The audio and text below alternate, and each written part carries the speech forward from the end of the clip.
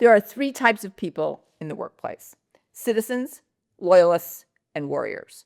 Citizens, by the time they were 2 years old or 4 years old, they did everything their parents told. They got good grades, they went to school, they graduated, they got their master's, they got their job, blah, blah, blah. Okay, they did it the right way. Then there's loyalists, and loyalists are great too. They believe in something. There's something about it that they really believe.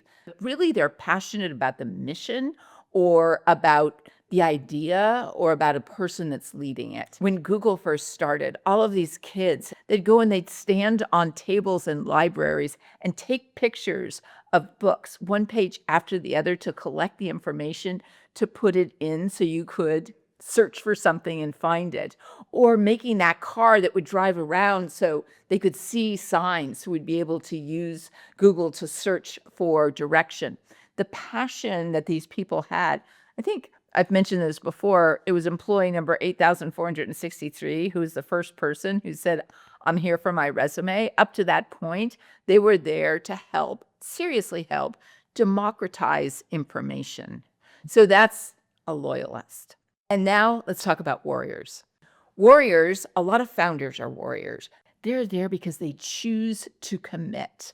They make a decision that they want to do something, and there's no out because they chose to commit. So it's not because of an idea. It's not because they're supposed to do it. There's something about it that they decide, this is what I'm going to do, and there's no out. The advantage of being a warrior and choosing to commit is when you walk down the road, you're not looking behind you to see if people are following you.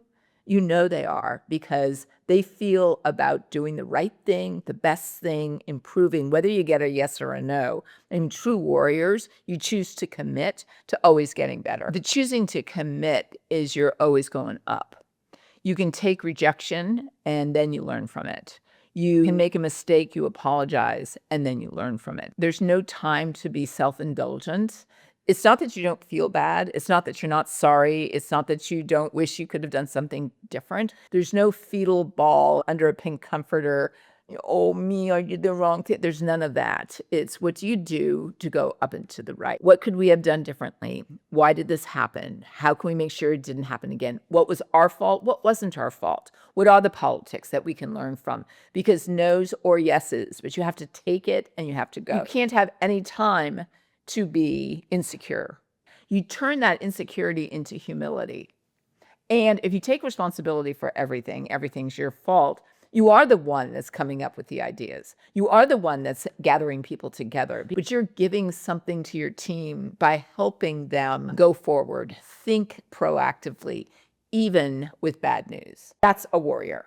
And warriors are fun. A little crazy, but they're fun. And if you're aware of who you are, what you're doing, and why you matter in a certain situation, whether you're being a citizen or a loyalist or a warrior, that awareness makes you a better leader, makes you a better connector with the people, and more consistent in your behavior. Now, we're all of it, and there's nothing wrong with any of it. It's all really good. And different phases of our life, we experience different ways of doing it.